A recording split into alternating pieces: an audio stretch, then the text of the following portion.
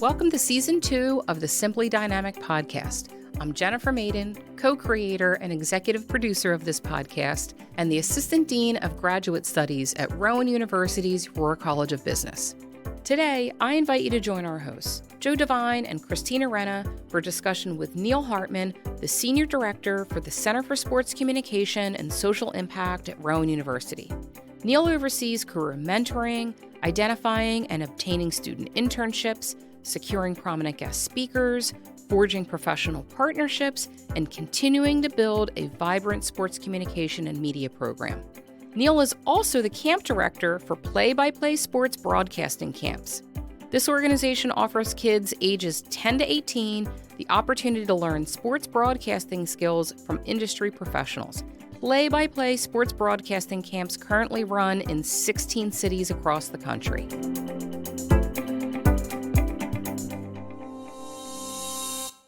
Well, hello, Christina. Today, it's great to be here again with you. Always a pleasure, Mr. Devine. Do you know why we call this a Simply Dynamic podcast? I think it's because we get really dynamic guests to talk a lot about their careers and some leadership tips. Very well, very well. So today we have a really dynamic guest. Neil Hartman has a legendary career in sportscasting. He's a great leader in our community in many ways, and now he's the Senior Director of the Center for Sports Communication and Social Impact at Rowan University. Neil, it's great to have you with us today. Thanks, Joe. Appreciate it. Thanks for having me. And by the way, everyone always has a tough time with my title because it's a long title. It is a very long title. But is there any way we can make an acronym out of it? I don't know. We'll figure that out. I'll talk to the dean about that. But more importantly, it's impactful, right? And that's what's important. So. It is. I've gotten involved in higher education now. I've been in 7 years, after 35 years as a sports broadcaster. And so for me to be in this field, to be able to mentor, we have some students just on the other side of the glass that I've worked with very closely during their time here at Rowan. It's been so rewarding for me, and I'm very blessed that I'm in this field now. Well, Neil, you were a great sportscaster, and I'm not saying this because you're sitting here. I used to enjoy listening to you all the time. You were actually at sports at Comcast, right? Yeah, I was the original anchor with Leslie Goodell at Comcast Sports in 1997. So we're dating ourselves a little bit here. Very genuine and always had great insights. And obviously you had a great career. And what made you make the change to academia? And how different has it been from the real world to the academic world? Because one of the things we try to talk about is that transition. Yeah, so a lot of my friends now are facing similar situations that I faced in 2016. My contract wasn't renewed, and it wasn't anything about my ability or what I was doing at Comcast at the time. I was there almost 19 years. But the industry has changed, and it was changing there at that time where they decided to kind of downplay their news operation and go more into the pre- and post-game shows, which I did some of those, but my main bread and butter was anchoring the sports night shows that we had before and after Sixers, Flyers, Phillies games. And at that time, they just felt like they were going in a different direction. And I had to figure out what I was going to do next. And so I dabbled in content development and did some really good shows in that space for premium channels like Netflix and Showtime, Major League Baseball Network. There was a number of them, but it just wasn't, to me, a position that I would want to do or rely on year in and year out. You could get a great show and it would be wonderful. And then you're going, all right, what's my next one? What am I going to do? So I did that for about 2.5, 3 years. I started my own company. I still have my company. I'm still dabbling a little bit in content development today in sports programming, not basically a lot of access shows where you see athletes or teams in unique environments, that type of thing. But then a friend of mine said, hey, we're interested at Rowan Burlington County of starting some sports media class. And I said, sure, I live in Mount Laurel. And so for me to be able to go 10 minutes down the road to RCBC's campus, so I started it.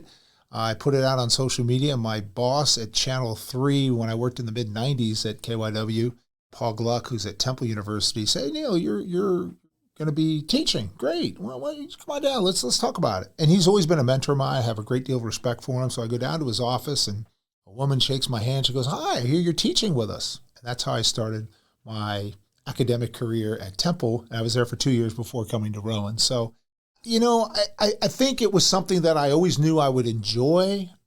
And Paul gave me some really good advice in that because I've never taught before, right? But I've spoken in front of literally tens of thousands of people before. So I'm not intimidated by that or putting together something to deliver to people. And he said, Neil, it's just the way we do a show. You have a rundown and you put the rundown together and then you deliver it. Mm-hmm. It's the same thing in a classroom. Right, right. You put the rundown together and then you deliver it. And that's what I did. So the first class I taught was the history of electronic media at Temple. And just because I'm an older guy, I've been around for a little while, I can talk about some of the things that happened in the 60s. Sure. So there's nothing wrong with that, by the way. I hear want you. to tell you, Thank okay? you, Joe. I appreciate that. Maybe for Christina, but for me, you and I can relate to that. Gentlemen. Christina, let's talk about the 90s. Listen, I'm sorry. Very youthful over here.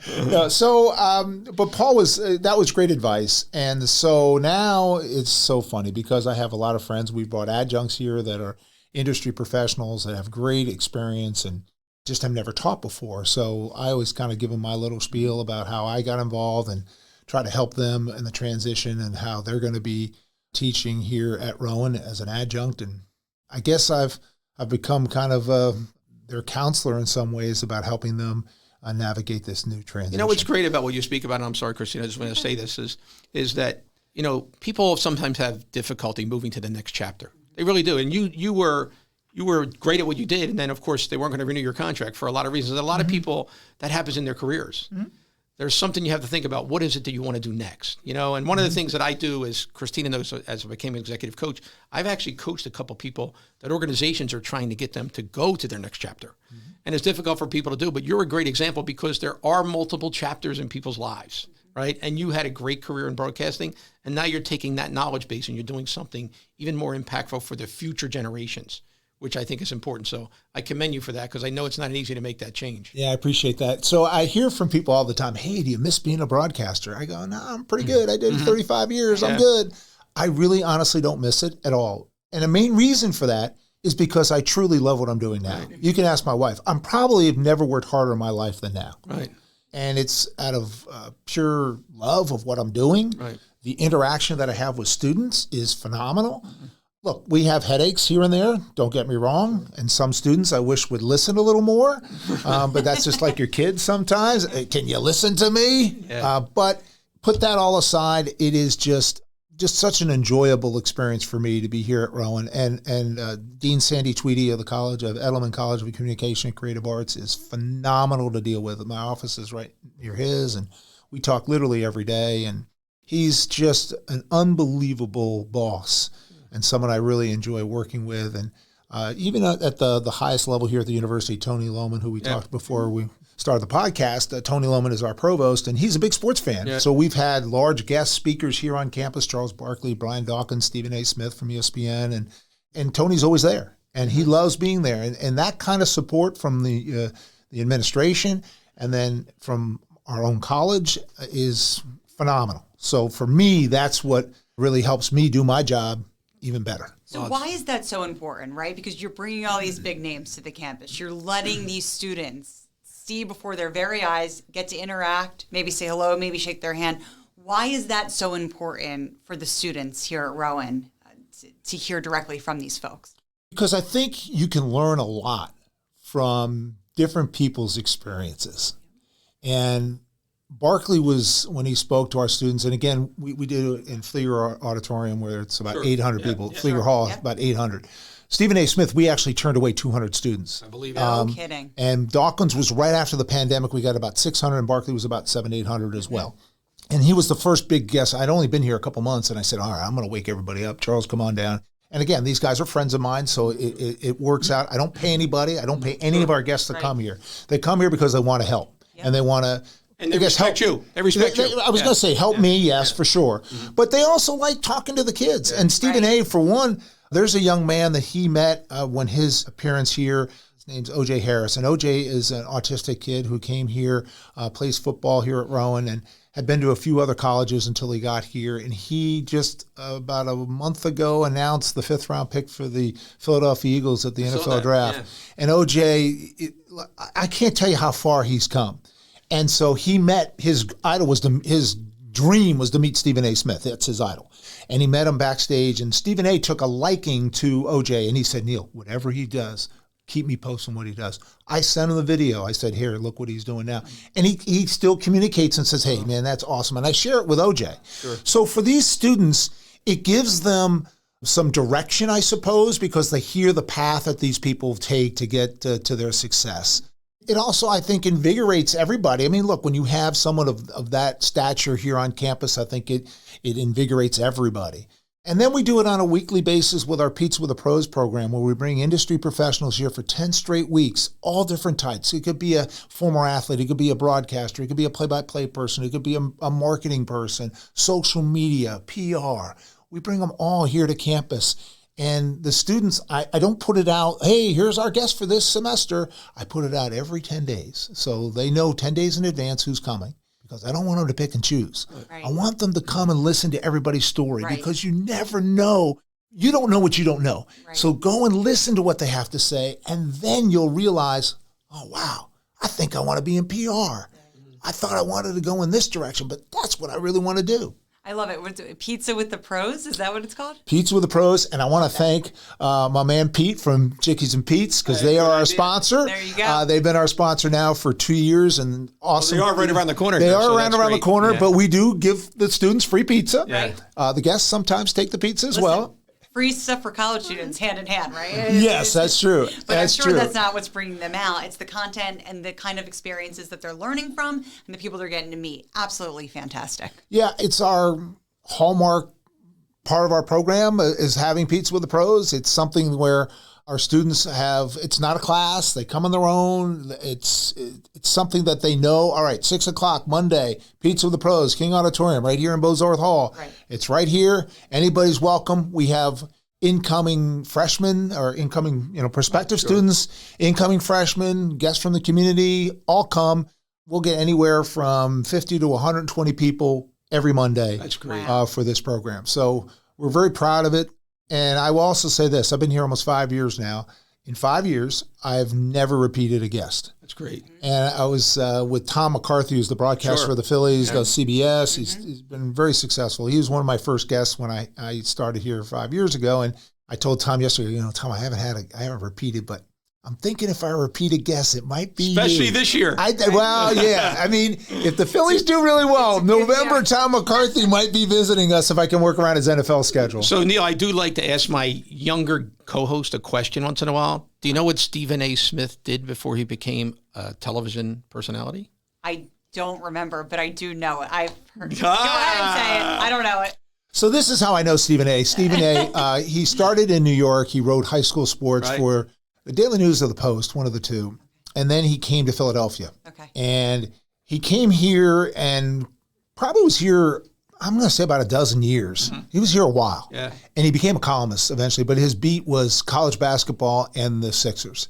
And that's where he got his chops. So when he came and spoke, I bought 200 of his books, gave them out to our students, 250 actually, and gave them to our students. Which is a great book. And our students go, a couple people came to me and go, he's a really good writer. I go, yeah, he was a writer. Yes. That's where he cut his chops, was writing for newspapers. And well, you see, that's a great example, right? Because how would these kids know that? Right. How would they know this career path that is spanned different kind of always in sports. But it's not linear. It's not linear, right? And that's a good lesson for them to know, because most of the time it's not a linear path. Yeah, it's something I talk to students all the time. I say, listen, it's great that you do this, but you might want to dabble in this and that, whatever it might be. If you're in social media, try a little PR. Maybe you want to try doing podcasts or something, right? So try different things and become more versatile. So you're going to be that much more marketable when you go out there into the workplace. I have a broadcaster. He's fabulous. He does a great job play-by-play. I have been working on him, and he's done professional sports here. We have a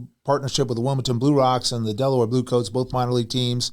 And he's done 4 years of professional baseball and basketball. Great play-by-play person.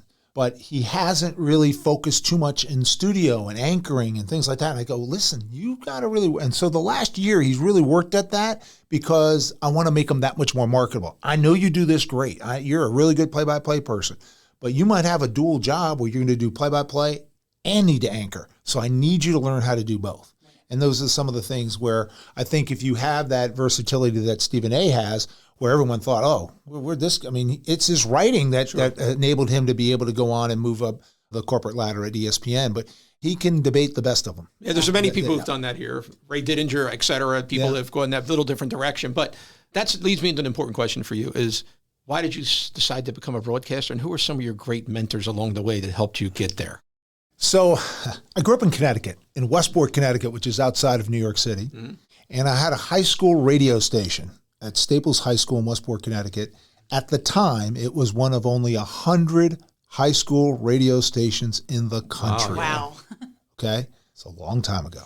And my brother was a really good athlete, and this is in the 70s. And my brother... I could relate very well, by the way. Still not born. It's fine. I know. Joe, let me look at you on this one, though. So my brother, great athlete. The team won the state championship. He was the captain. He went on to play college football at Yale. He was a very smart guy. Did great things. Done great things in his life. But I was not my brother.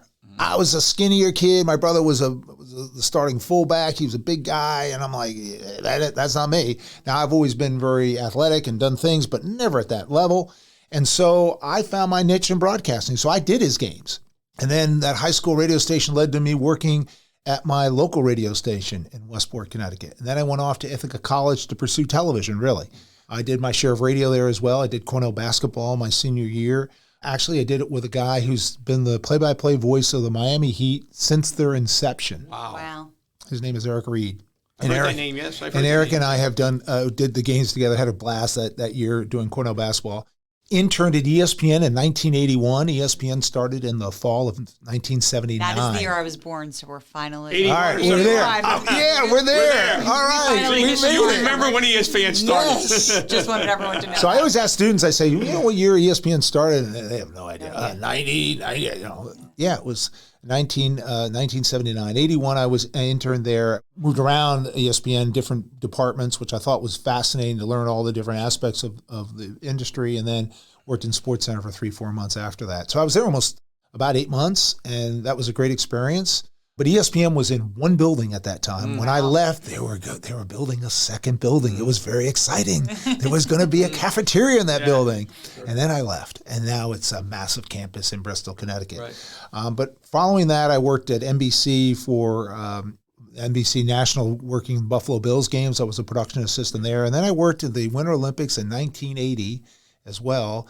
That was the year, do you believe in miracles, when the United States beat the Russians and went on to beat Finland in the gold medal game. So I was literally right next to Al Michaels when he said, do you believe in miracles? Wow.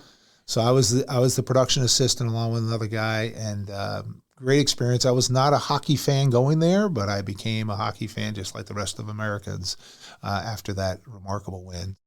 But following, when I left college, I then went to work for the ABC affiliate in Springfield, Massachusetts, and then I went to Toledo, Ohio, worked at the NBC affiliate, and then I came here to Philadelphia in 1989 and worked at WPHL, Channel 17, as a Sixers studio person. Yeah. Did a couple years of Sixers play-by-play, about 10 games a year, and then worked at WIP at that time as well, and then went on to KYW and then to Comcast Sportsnet. There's my life in about 2 minutes, so there you go. I remember when you worked at WIP. Yeah. Christina, do you know what WIP's format was before it became a sports channel? No. Well, I guess it was music. It had to be music of some sort. It was music. What talk? Ken Garland was the music anchor. Yeah, I knew that. And it was like music and kind of combination of him talking, not anybody else talking to anybody. Yeah, the sports format came in 88. Yeah. In 88 was when they went full-time sports. It was WFAN in New York and WIP in Philadelphia. So for me to be part of two really unique startups in many ways, with WIP and All Sports on talk radio, and then at ESPN when ESPN was emerging as the giant it is today, I feel very fortunate to have been in those roles. So, how about some of your mentors that were in that process? That you don't have to go by name. But my goal was Jim McKay. You might not know who Jim McKay is, but Jim McKay was the most prominent host on sports television at the time. The Munich Olympics, when there were Israelis that were murdered at the Olympics, he was on the air for like 40 hours straight, and he earned a National Emmy Award for that. Just a sports broadcaster that could carry a news event the way he did. Right. But he lived in Westport, Connecticut, so he lived in my hometown. So I'd met him a couple of times. I was very fortunate at the Lake Placid Olympics. I worked the opening ceremonies where he was the MC, the host. So that was pretty cool. That was a really neat moment. And again, I wasn't assigned that. I finagled my way into that moment. It's not always handed to you. Right. And I said, I am going to work that. And so I talked to the different producers. Hey, listen, I'm available. I'd love to work in there. So I was like the, second or third guy that's in there. For hockey, I was the guy next to Al Michaels. But for that one, Jim McKay might have been, I might have been behind one other person, but I'm right there. I'm watching him do his thing, and that's why I wanted to go and do it. So he was one. And then the man I mentioned earlier, Paul Gluck from he's now at Temple University. He's been there for about 15, 20 years now at this point. But he was my news director in Philadelphia at KYW TV, and he's always meant a lot to me as far as giving really good, solid advice. And there's been others over the years that I've had some great advice, but Paul really stands out here later in my life as far as really giving me some solid advice. And the great news is you're now taking that experience and advice from those and putting it into play for people at this university and others that you could help influence. Looking at your very long title that we were talking about before. I got to come up with an acronym for you. I don't know what it is. We're going to come up. We're going to work on that. All right. But social impact is in this title. So talk a little bit, if you don't mind, about why social impact is such an important aspect of what you're doing now at Rowan University in the sports communication program. So that is an area when I interviewed for the job, and I made it very clear, listen, I've been a sports broadcaster. This is not an area of my expertise. I think all this other things that you're interested in this position, I can help. But what I have done is I've listened to a lot of the professors that I work with here on campus. I support them in any way I can. I get involved. We're in the process now of working a pretty elaborate 5-year plan about how we can really make an impact in research and having our center be a research arm, but particularly dealing in the area of social impact that you addressed earlier. It's an area that I have to learn a lot about, and I am learning about it all the time. Anything I can do to be supportive and help our faculty, because we have some that are very much involved in this space, that I'm going to be there to support them.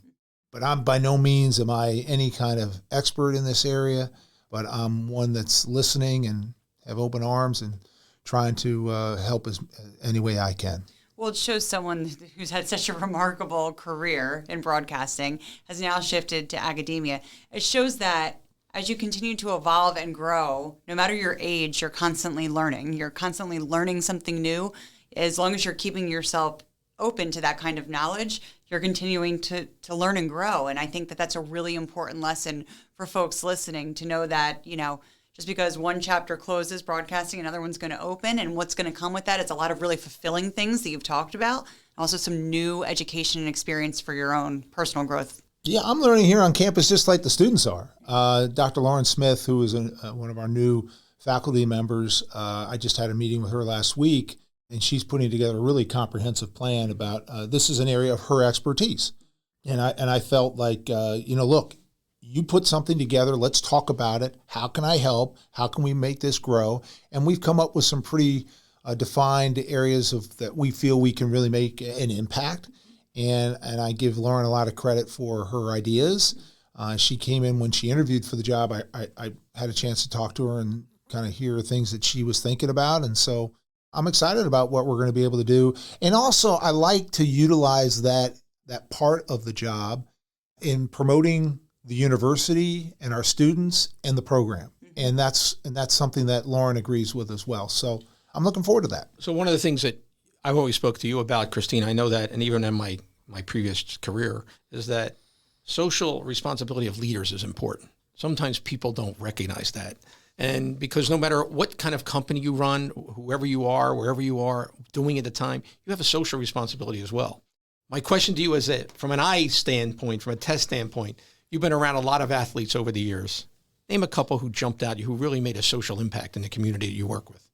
Well, I hate to put you on the spot, but I figure why not? I'm going to throw out Charles Barkley for one, because Charles happens to be a very close friend. We were actually texting this morning. I'm not name dropping. He just happens to be a really good friend, and it's only because I came here when Charles was early in his career. I came here As I mentioned earlier, in '89, covering the Sixers, I was around him every day, and then we ended up playing a lot of golf together.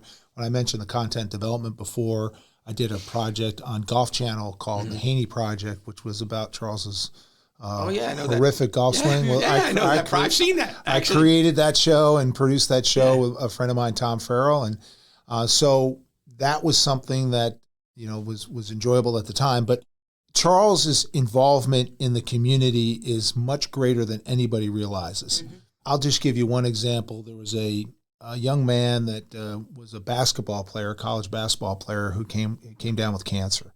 And I'm playing golf with another friend of mine. His name is Fran Dumfries, the coach at LaSalle University, coached at Penn and Temple as well in college basketball.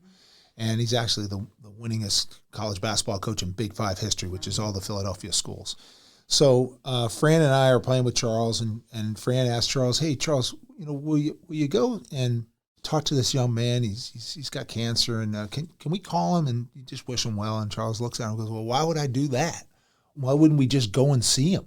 So 2 days later, we go and see the young man. Wow.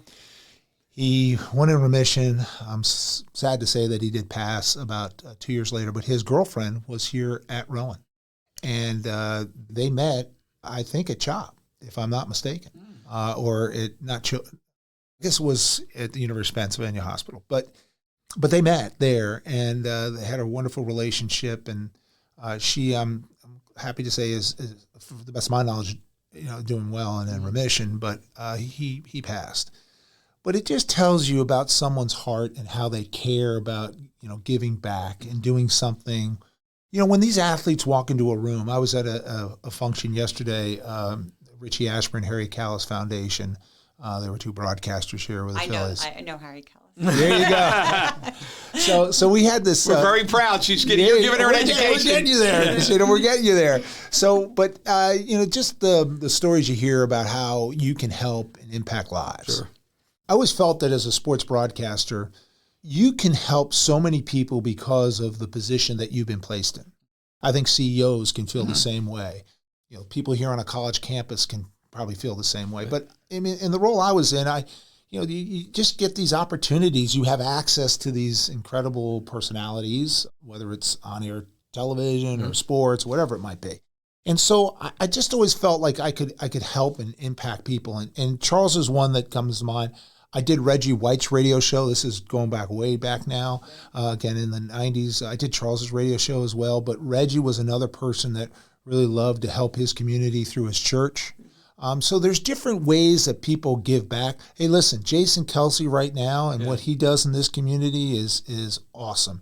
And, just people that embrace this region is remarkable. And look, I'm not from Philadelphia. Most people think I'm from Philadelphia, but I've been here for, over 30 years. You're from Philadelphia. Yeah, I'm a Philadelphian. I mean, I love it. And by the way, I always tease people, I should be on the Chamber of Commerce for South Jersey because I tell people, listen, this is the place to live. Right. I mean, this is a great spot. I love going out of the Tony shore. Loman's actually on our board, by the way. Rowan is a member. You can go to the chamber anytime you want. There you go. Because the organization's a member, not just Tony. But you can join through your business. We can talk about that later. We have business session. I like that. By the way, somebody in this room, yes, actually has a relative that played with Reggie White. Is that right? My husband played with Reggie. Did he really? Yes. The Eagles. He was his backup. Wow. So he never played. Mike Renna is the president and CEO of the South Jersey Industries. That's Christina's husband, who actually played at the University of Delaware, then played for the Eagles. He was two-time All-American at Delaware, and then went to the Eagles, won Super Bowl with NFL Europe with the London Monarchs, but he was Reggie's backup. Yeah. So he was on that famous Eagles D-line with Gang Jerome. Green. And Clyde Simmons. Yep. Yeah. Mike Golick was there. She knows more about sports than we think. How about that? That was pretty good. I like that. You guys are selling me short. I haven't had a I'm Neil playing quiz. along, but listen, I'm shrewd. I'll just let you guys go. By the way, my wife went to Delaware as well. There you go. There you go. And my stepdaughter's there as well, following in her dad's footsteps. Not football, but partying in Delaware. Neil, you've had quite a remarkable career, and most importantly, the fact that you could impact these young people and the academic world is important because I always say one of the big transformation of people is graduating from the academic world and going into the real world, right? And if you were going to give advice to those people, what would it be? Well, passion is a big thing for me. I just think if you're going to do something every day, man, you better be passionate about it. I teach here at Rowan in our sports communication media program. I teach the intro class, and it's a 1-credit course. It's an onboarding class. It meets 7 times during the semester. It then leads into Pizza with the Pros. So we try to indoctrinate them, everything that we do here in the program. They meet all the professors, things like that. But one of the things I address with the students during that time is that, listen, you're here to find your passion because you're going to get up every day. And if you don't enjoy doing that, you could probably have a pretty tough day. Mm-hmm. But if you're passionate about it, that's why I'm so grateful. I found a second career. I would have never in a million years, 10 years ago, said, "Oh yeah, I'm going to be an academics. Yeah, I'm going to be an academia." No way. But I found my niche. I enjoy it. That's what I want these students to find. Find your niche. Find what is going to make you get really excited about getting up every day and having an impact on other lives. So the people that you work with and your friends and so forth. So that's one thing that I think is really important to me. The other is that, I mentioned earlier, opportunities, you can create your own opportunities. You just have to be a go-getter. You have to create these opportunities. You can't just sit back and expect it all to fall in your lap. You got to go out there and get it.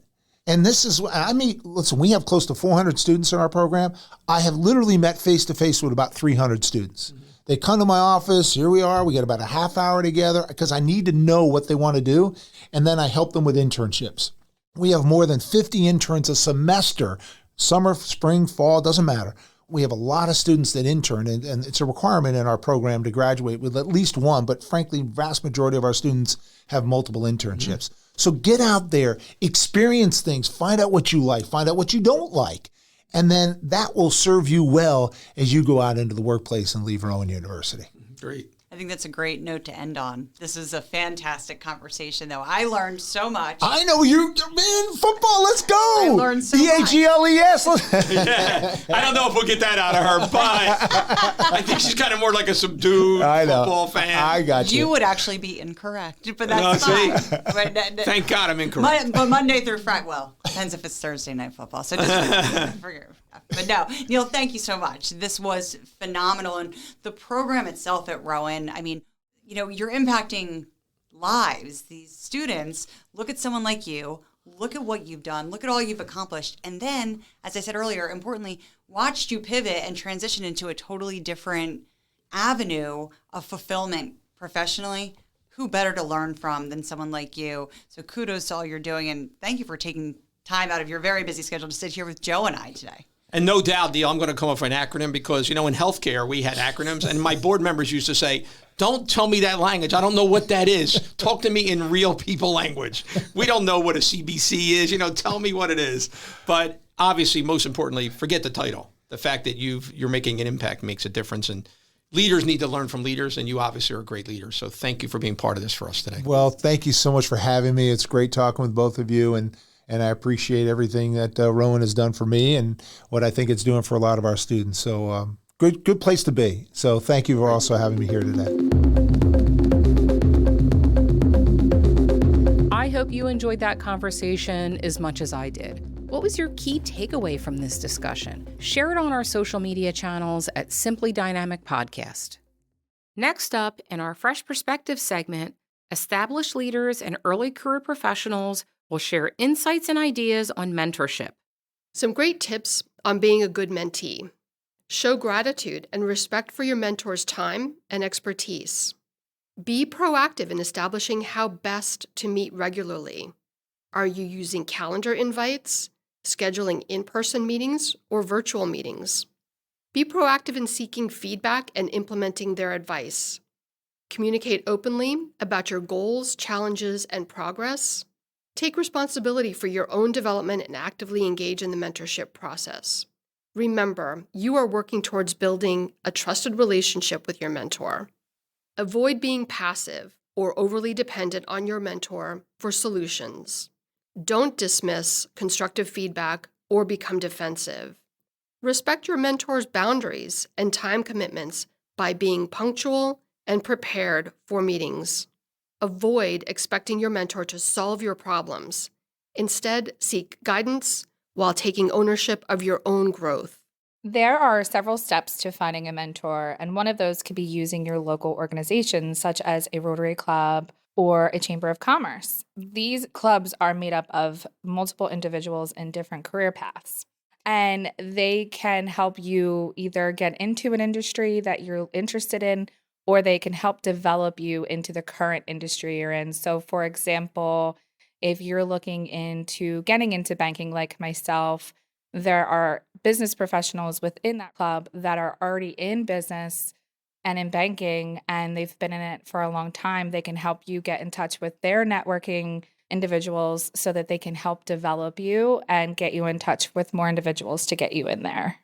As a mentee, you can't expect the mentor to drive the conversation. You really need to own the relationship and initiate those conversations, initiate those meetings, and really try to make the most of your relationship and be that person in the driver's seat. An important tip for both mentors and mentees is to set boundaries from the beginning of your relationship. Understand what's important to you and something that may trigger you, such as if your mentee is coming late to your sessions, is that not going to work for you in your relationship? You can firmly and clearly set those boundaries from the beginning without anyone getting offensive down the road. And then if there is a situation that arises, you can easily resort back to that conversation. In order to have an effective relationship as a mentee, you really need to work on honing your trust with your mentor.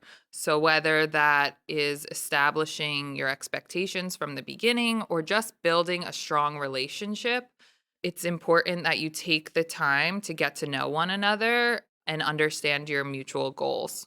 Make sure your mentor knows what your goals are. They may be experts in quite a bit of things, but you may only be looking for one. You need to be receptive to the way they're doing it. People teach differently, people learn differently, and between the two, you will get it down solid. The biggest thing is you need to take the initiative. You need to go to them. They're doing you the favor to help you out. They're not going to be coming to you. They shouldn't feel like they need to come to you. You should be going to them to get it done. Robert Rogers, member engineering staff at Lockheed Martin, Rohrer College Business Fellow, Rowan MBA student. Elizabeth Parker, Assistant Director, Employer Partnerships and Career Programming, the Rohrer Center for Professional Development at Rowan University. Lauren Kirk, M&T Bank, Senior Commercial Credit Underwriter, Rowan Alumni MBA 2022, current MS Finance student, Rohrer College of Business. Denise Dennery, Program Assistant, Office of Career Advancement, Advisory Board Chair, Women's Alliance Network at Rowan University. In each episode of the Simply Dynamic podcast, we'd like to close out with an action-oriented tip from an expert that you can implement in your workplace. Today's expert advice comes from Greg Payton, lecturer of entrepreneurship at Rowan University and director of the School of Innovation and Entrepreneurship Experiential Training Program. Greg is a seasoned executive with a rich background in technology and innovation spanning over 2 decades. Leadership is a very important element for anyone's success in their career. However, one of the things that I want to make sure that we make a good solid distinction is that there is a difference between being just a manager and a leader. Whereas a manager, by definition, leads things, and a leader inspires others and takes on tough and difficult challenges. So with that being said, for anyone who is early in their career, is seeking a career in leadership, identify someone who you consider to be a mentor. A mentor is someone who's going to be providing advice to you, guidance, even support. Try to, if you think the book Rich Dad, Poor Dad, Rich Dad, Poor Dad talks about getting your own quote-unquote board of directors. That board of directors is nothing more than maybe having up to 10 mentors in a different field for each. So maybe you have a mentor that's one that is a spiritual advisor. The other one is a financial advisor, so on and so forth. But to build a well-rounded team around you, so when you're ready to start making decisions as it relates to your career, as being a leader or even future leader, that you have wise counsel that's giving you the best information possible. And I'll go one step further. Try to find also what's called a super mentor. And there's a great book called Super Mentors by Eric Koster. And if you can take a look at that book or read that, that would be great, because one of the things he talks about is finding a mentor that allows you to seek what he calls opportunity bursts. So that opportunity burst is where you would meet with your mentor, and then he would say, you know what, I want you to meet with these 5 people. And those 5 people, maybe one of those people could be Bill Gates from Microsoft or Elon Musk. But just think about the power of meeting Elon Musk or Bill Gates or Oprah Winfrey and the connections that he or she can provide.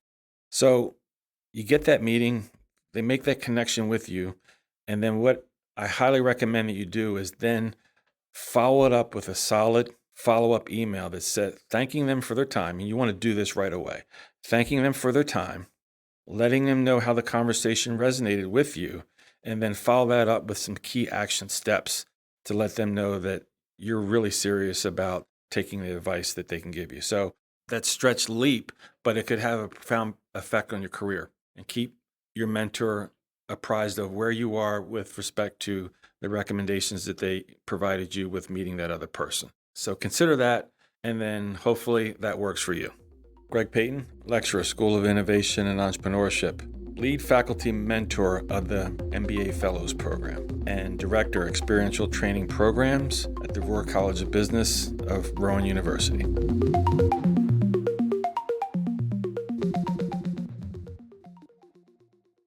Thank you to all of our guests for joining us today, and thank you, our audience, for listening to the Simply Dynamic podcast.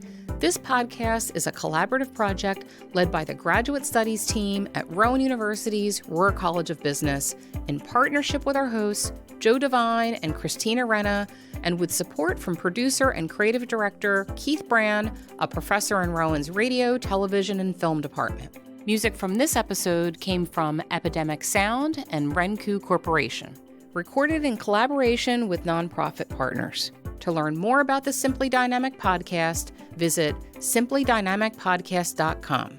Until the next episode, take care, and we look forward to connecting with you again soon.